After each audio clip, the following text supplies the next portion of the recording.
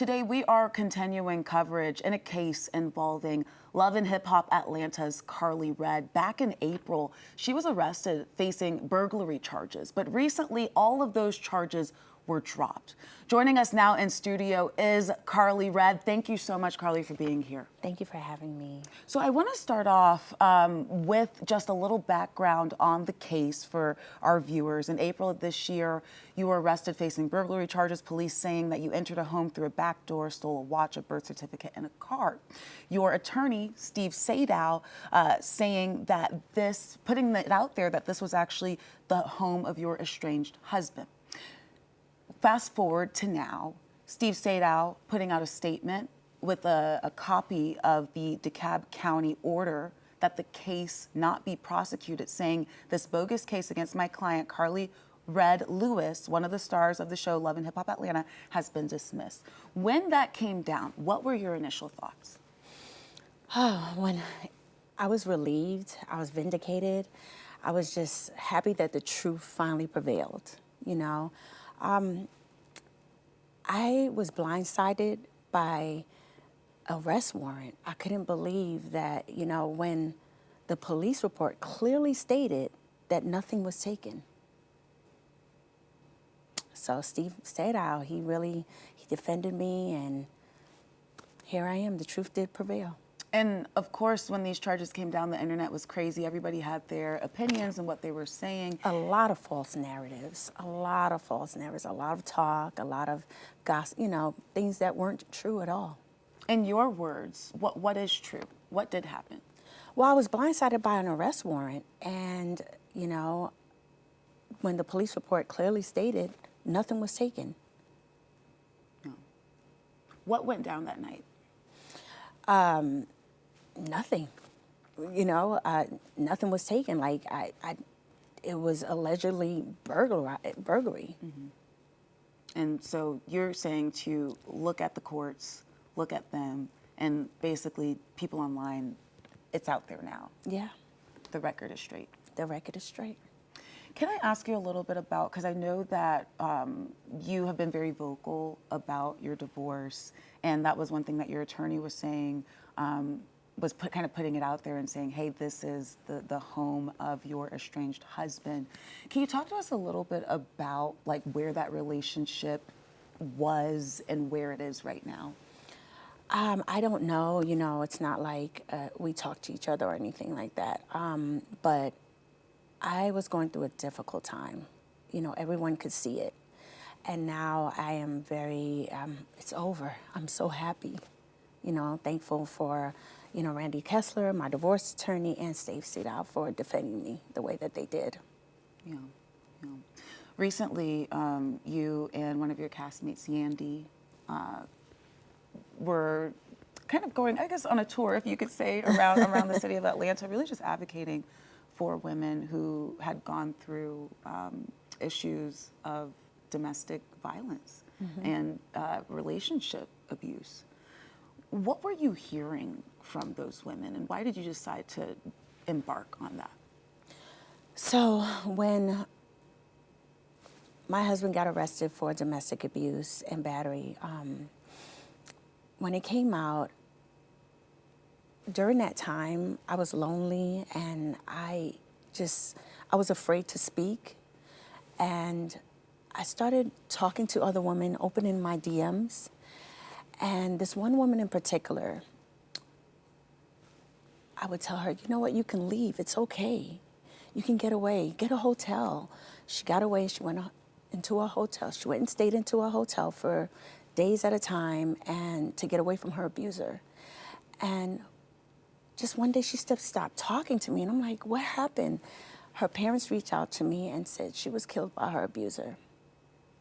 And that's when I said, you know what, you have to do something about this, in which I created Big Heart Foundation to create a space for, you know, advocates and organizations and resources, and just to celebrate survivors and show true resilience.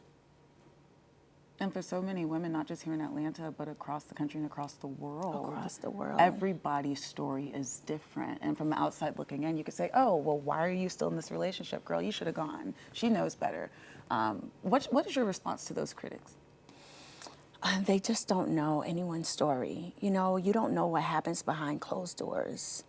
And I want the industry to create a space for, you know, men and women, and not judge, but to help with mental health organizations and just not gossip about it. Do you think that the industry, specifically the entertainment industry, has that space right now, or what needs to change to make that space more open? Everyone needs to stop, you know, celebrating pain. Everyone just needs to stop judging. Everyone needs to just help with mental awareness, mental illness, you know, try to help with organizations that could help these abusers and survivors. And resources. And I want to thank you for being here, because I know that it's not easy to talk about, because I can really hear the pain in your voice as well. It is. And I know before we came on set here, you said you had a personal story that you wanted to share. How does this hit you personally?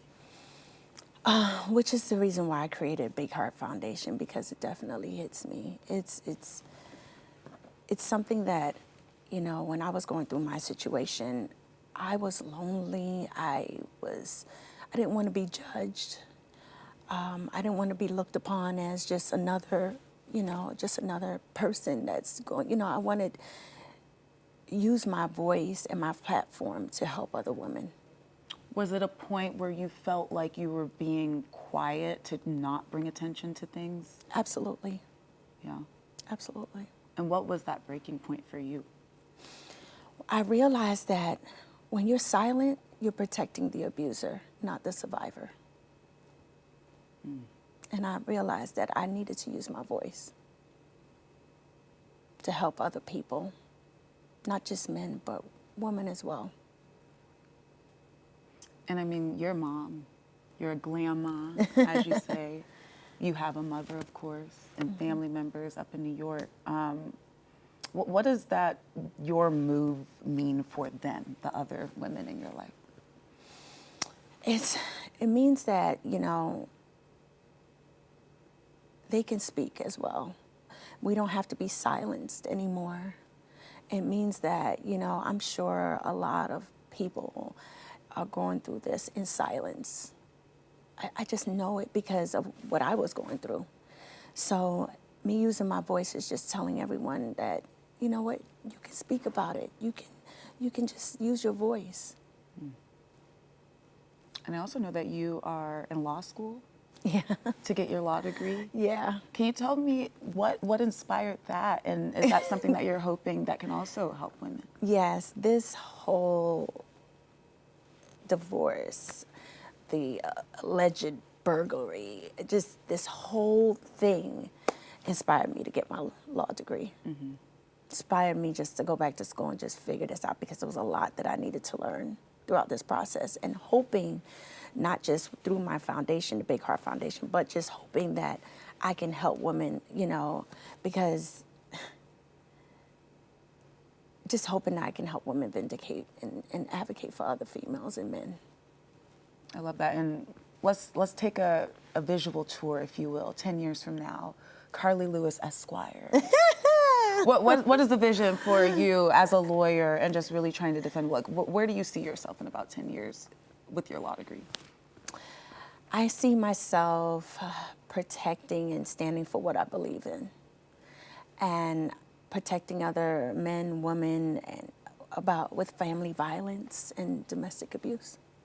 And I'm glad that you say men too, because it's not just women who are facing this. It's 1 in 4 men that face domestic abuse. Yeah. So, and children too. And children, which unfortunately are some of the most vulnerable victims. Yeah. We do those stories every day here. Wow. Yeah.